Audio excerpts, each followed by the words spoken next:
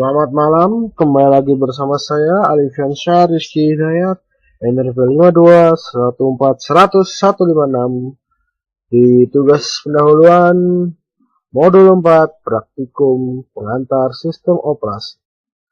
Kali ini kita akan bermain-main dengan managing desktop.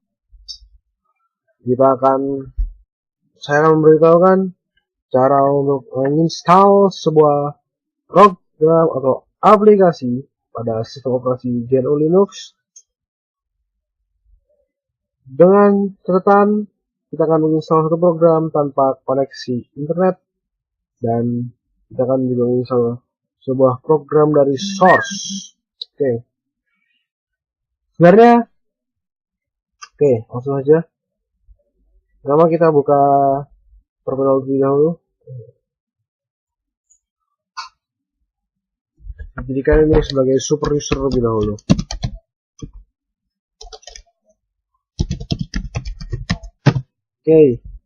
Lalu karena saya telah menyiapkan sebuah instalasi berbentuk .deb atau Debian download, ada dua sudah, maka kita langsung saja. Kita pertama memindah direktori terlebih dahulu ke download. Langsung saja kita seperti biasa cd downloads, langsung enter, maka sudah kembali. Ada dua cara untuk menginstal aplikasi ini. Kita menggunakan dpkg plus -i, dan juga kita menggunakan configure make install. Ketika instalasi ini mungkin akan terjadi error karena instalasi aplikasi yang saya pakai ini membutuhkan sebuah program lain dari repositori, sehingga kemungkinan tidak akan bisa menyelesaikan instalasi dari program ini. Namun saya akan menjelaskan semua cara yang dibutuhkan untuk menginstal sebuah aplikasi. Pertama kita akan menggunakan dpkg /-i. Kita pertama langsung saja dpkg lalu main i, lalu kita tulis direktori dari program instalasi tersebut. Langsung saja klik home, lalu kita rosu, pilih lagi downloads, lalu kita tulis nama aplikasinya, tulis saja archie -028 deb. Langsung kita enter. Instalasi berjalan, namun karena kita tidak menggunakan sehingga terjadi sebuah dependensi.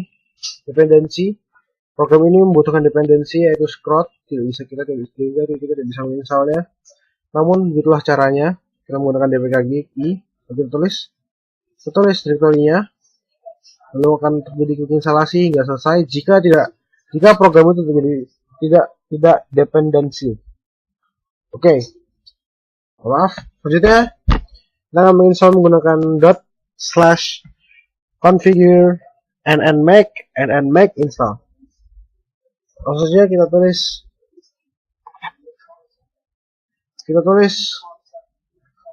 filenya terlebih dahulu. Kita tulis direktori terlebih dahulu, home.rosu./download/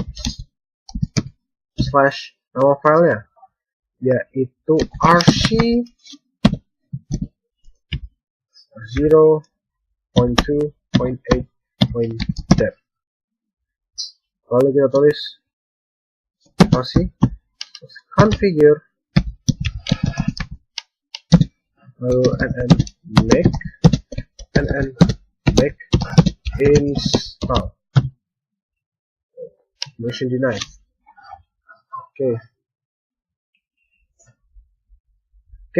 Saya jelaskan saja. Jadi untuk menggunakan ini jadi akan terjadi sebuah tiga command, yaitu configure, make install. Configure ini adalah jadi kita akan menyuruh sebuah pengecekan Mengadopsi sistem untuk menentukan nilai variabel yang membutuhkan dependensi. Jadi program ini akan menggunakan dengan configure. Program ini akan dicek dependensinya, butuh dependensinya apa aja. Lalu selanjutnya untuk Mac di Mac ini dia akan mengkompil source code yang ada di dalam tersebut sehingga menjadi program yang executable. Lalu untuk Mac install program yang telah dikompil, source code yang telah dikompil itu langsung dijalankan lalu diinstal sehingga menjadi sebuah aplikasi. Sebenarnya untuk menggunakan ini dia membutuhkan tar.gz. Namun saya tidak menemukan aplikasi yang menggunakan tar.gz yang tepat. Sudah mungkin saya coba yang ada dulu.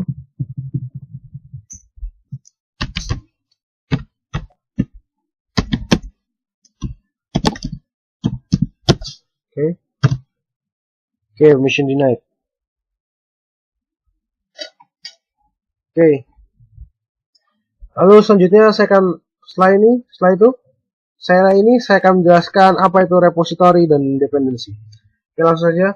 Repository adalah sebuah server ya. Sebuah server di Ubuntu untuk ketika sebuah program ada dependensi, yaitu program itu membutuhkan programan yang terkait agar bisa berjalan, maka dia akan mencari dependensinya dari repository itu. Lalu contoh misal tadi ini, jadi kita bisa mencari scrot di repository itu. Oke, selanjutnya saya akan jelaskan dependensi. Dependensi adalah keadaan di mana suatu file mempunyai ketergantungan atas file lain. Contohnya kita ingin menginstal sebuah RC di Ubuntu ini. Namun dia membutuhkan scrot. Jadi kita harus menginstal scrot dulu, baru kita dapat menginstal RC. Karena itu maka kita saat kita install aplikasi itu kita harus menginstal scrot dulu baru kita menginstal RC. Oke, itu saja yang bisa saya sampaikan. Terima kasih jika ada pertanyaan, langsung saja komen di bawah. Terima kasih atas perhatiannya. Mohon maaf jika ada salah. Selamat malam. Assalamualaikum warahmatullahi wabarakatuh. Selamat pagi, kembali lagi bersama saya Livian Sekar Hidayat, NRP 5214156. Kali ini kita akan bermain-main dengan interface. Saya akan menjelaskan cara untuk membuka sebuah desktop environment, menginstal desktop environment, dan juga menampilkannya di terminal. Dan juga kita akan mencari tahu cara untuk mengubah tema, wallpaper, dan icon. Monggo dilihat. Sama kita akan bermain-main dengan desktop environment. Kita buka terminal terlebih dahulu.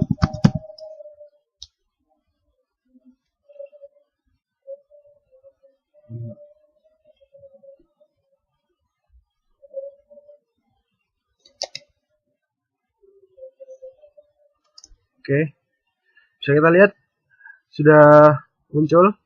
Benar, cara untuk membuatnya seperti ini. Jika kita sudah menginstalnya, kita buka file manager, kita buka home, kita pencet Ctrl H untuk membuka hidden file. Kita cari .bash rc. Oke. Kita buka. Caranya kita tinggal mengetikkan, karena saya memakai aplikasi ScreenFetch, maka di bash rc ini kita tulis saja ScreenFetch seperti ini. Oke. Jadi kita untuk cara penginstalannya cukup mudah.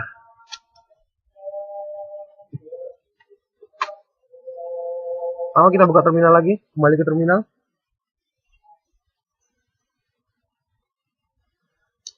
kita memakai command upget.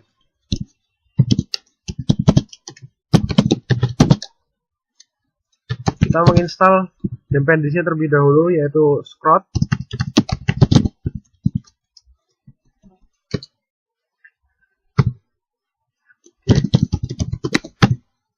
Oke, kita tunggu berapa saat hingga instalasi selesai.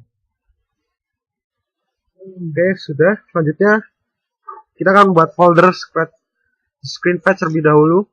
Kita menjadikan di super user terlebih dahulu. Kita pindah ke, kita buat sebuah folder terlebih dahulu.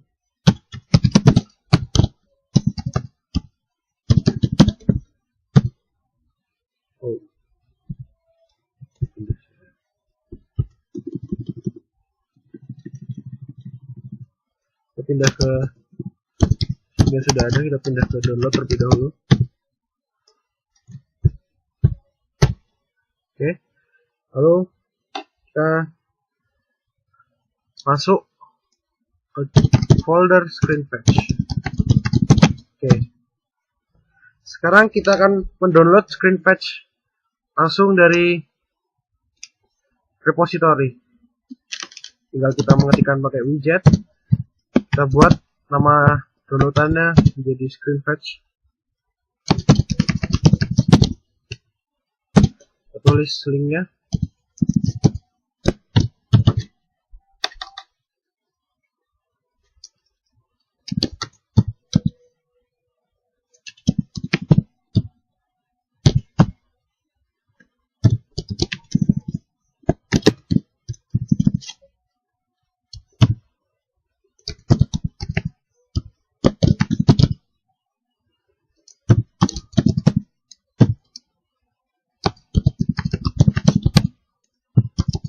Oke, enter. Tunggu beberapa saat hingga download selesai.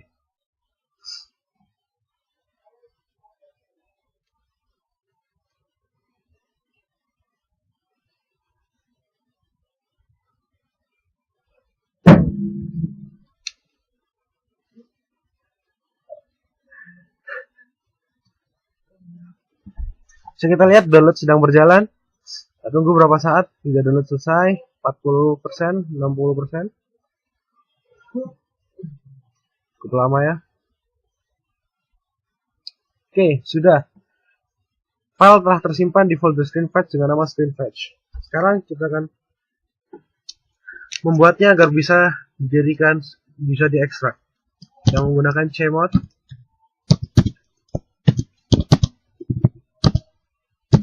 Screen patch, yaitu nama foldernya. Oke, enter. Oke, sudah. Lalu kita akan coba menjalankannya. Oke, kita lihat. Bisa. Agar bisa dijalankan tanpa menggunakan super user, kita harus mindahnya. Caranya kita akan mindahnya ke folder bin, folder asli untuk semua program.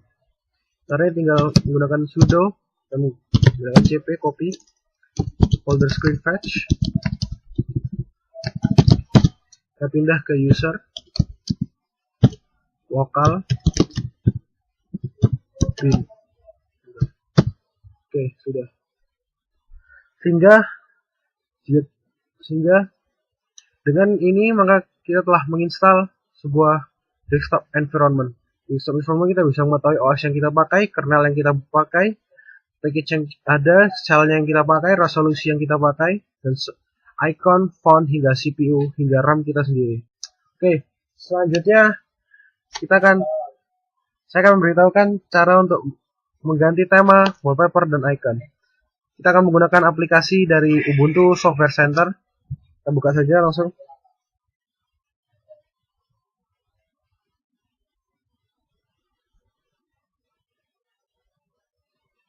Tunggu beberapa saat.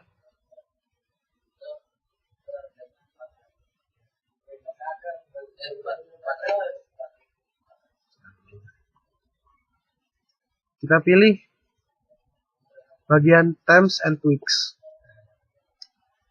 Lalu kita cari Unity Tweak Tool. Langsung kita install saja. langsung kita install, akan keluar quick tool seperti ini.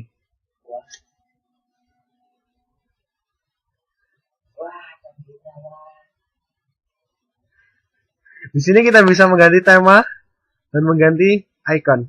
Saya akan mengganti temanya, ada 3 pilihan. Saya akan memilih di Radiance. Lalu saya akan mengubah ikonnya menjadi lebih berwarna. Saya akan menggantinya menjadi high color. Kita tunggu beberapa saat.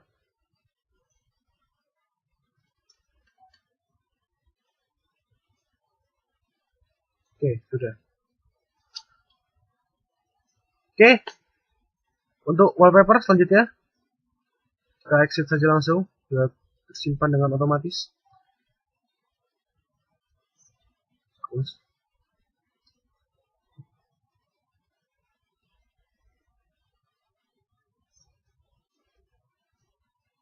Oke, cara untuk mengganti desktop background kita tinggal klik kanan, change desktop background. Tunggu, oke. Kita lihat pilihannya cukup banyak. Mulai dari saya milih yang lebih berwarna, lalu kita klik maka langsung terganti otomatis. Kita langsung exit saja. Nah, sudah. Itulah cara untuk mengganti wallpaper. Itulah beberapa hal yang bisa saya sampaikan. Terima kasih atas waktunya untuk melihat. Jika ada pertanyaan, silakan komen langsung di bawah. Terima kasih atas waktunya.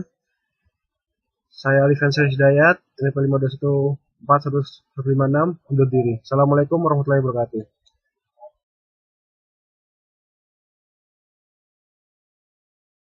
Selamat datang, selamat malam. Bersama saya Alifansyah Hidayat, NPM 5214156. Di tugas pendahuluan sistem untuk praktikum sistem operasi modul 4. Kali ini kita akan bermain-main dengan user management. Kita akan membuat user dengan nama sysop, lalu dengan password 134 dan dimasukkan user tersebut dalam grup wheel. Oke, kedua kita akan buat user lagi dengan nama panggilan saya dan juga password dengan RP saya dan menjadikan user ini sebagai user system. Oke. Pertama kita akan membuka terminal terlebih dahulu. Oke. Kita menjadikannya sebagai sudo, jadikannya sebagai super user terlebih dahulu. Oke, sudah masukkan password. Oke. Sekarang kita akan buat sebuah user dengan nama sysop. Kita menggunakan komen user add, lalu kita tulis min g untuk memberikan grup. Kalau kita beri min p untuk memberikan password, yaitu 1234, kita tulis namanya sysop. Enter, done. Selanjutnya kita akan buat user lagi dengan password, yaitu NRP saya sendiri. Oke, lalu kita tulis min r agar user ini menjadi user system. Kita beri nama saya. Oke, lalu kita enter. Oke, kita cek. Tidak ada user sysop, nama Alifansyah tidak ada karena itu user system, jadi tidak dimunculkan di sini. Oke, mungkin itu saja yang bisa saya sampaikan. Terima kasih atas waktunya. Terima kasih telah menonton. Selamat malam. Assalamualaikum warahmatullahi wabarakatuh.